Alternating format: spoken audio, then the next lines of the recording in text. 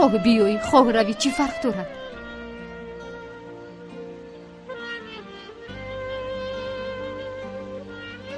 مگر من تمامی عمر همین خیل روز میگذرانم. زرم هیچ از بلای کلفت رهایی ندارد. اشک چشمانم همیشه جاری میشود. نیلگون نرس. من چی کار کنم؟ من باز چی کار کنم؟ نیلگون چی کار کنم؟ تمام آرام شو. بس چی کار کنم؟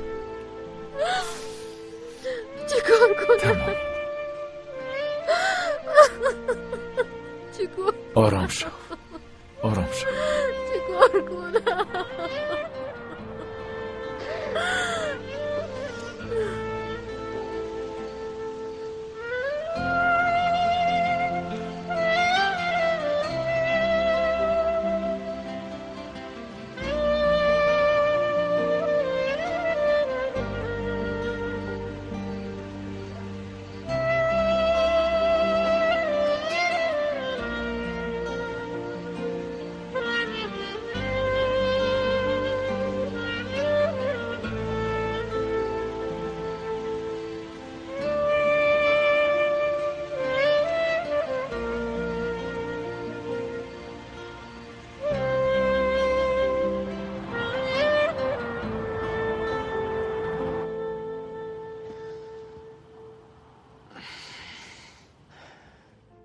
با من گفته بودی که آرامون صحبت میکنم.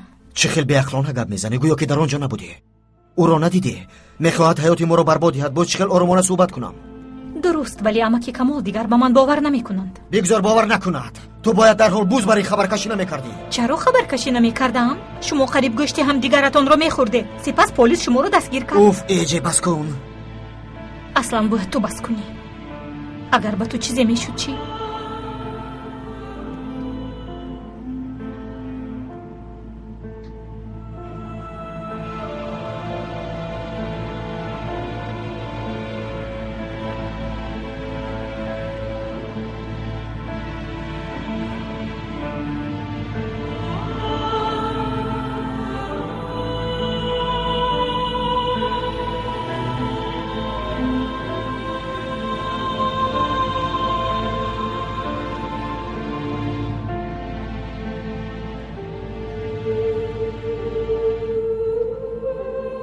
قادر هم مثل پدرم یک رو بوده است.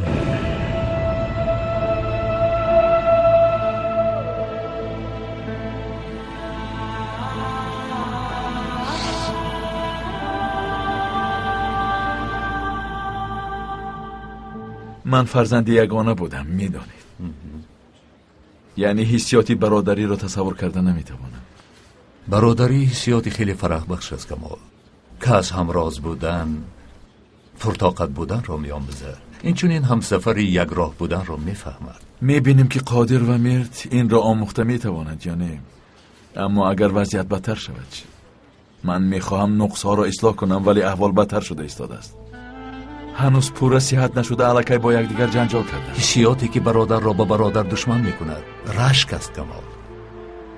وظیفه تو این رشک را ریشه‌کن کردن است. این بچه ها باید فهمند که هر دو میوه یک درختند و در دل نسبتی همدیگر تخم دشمنی نکارند. به دشمنیشان مانع شده میتوانم. چی فکر دارید؟ از همه کاری مشکل انا همین است. اما فراموش نکن تو پدری آنها هستی. اگر از عهده این کار تو نبرایی دیگر هیچ کس نمیبراید.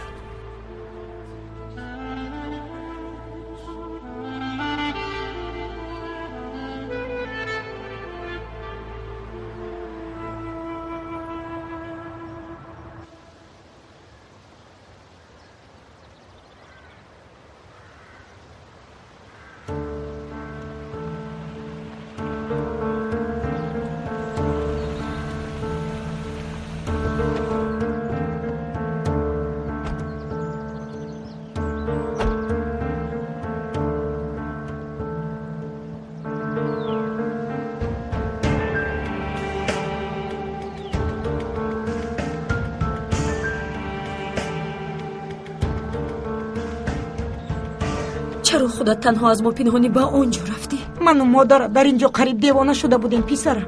آخر هنوز پورا صحت نشده ای؟ تو خوب هستی؟ بله خوبم. باید کمی استراحت کنم. لطفاً. فهمو پسرم، مایلش رو استراحت کن.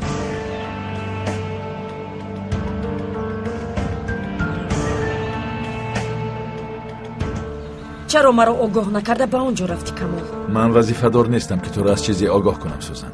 تو باید از همه چیز مرا خبردار کنی، چون که هنوز زن و شوهریم. خستم، دوش میگیرم. البته همین طور کن.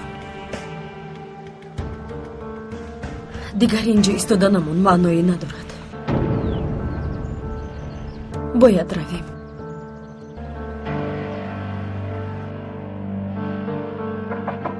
چی میخواهید؟ این منم.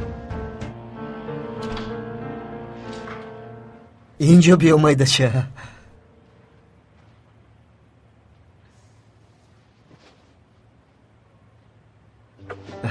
بیا گذرشین. سخت ترسیدم اکا. برای چی ترسیدی؟ بین نهایت آمدم. اکنون در همین جایم، از چیزی نترس. در حقیقت برای با اون بچه صحبت کردن رفتی؟ او رو راضی کرده توانستی؟ پدر و مادرم جدا می شون یعنی؟ پدرم ما رو تماما ناچار گردانده است. شاید یگان علاج دیگری باشد. شاید پدرم او رو غمگین دیده از فکرش برگردد.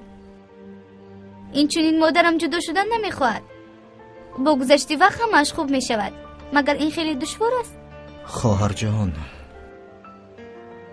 میدونم که میترسی، ولی من هم میترسم.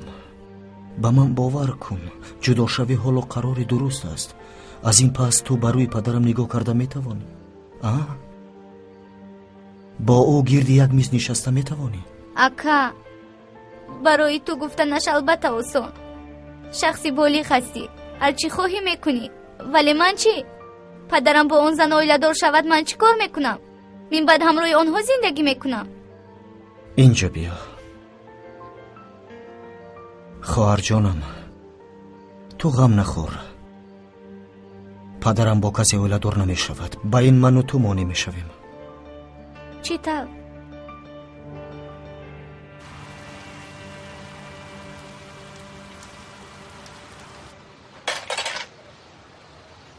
اوه، با اینجا چی شده است؟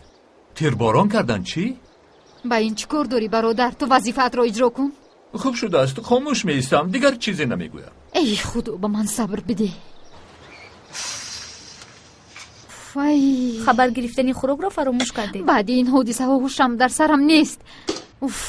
فاضل و قادر هر دو یک باره گم شدند. نمیدونم به کجا رفتند. به خدا من هم چیزی نمیدونم.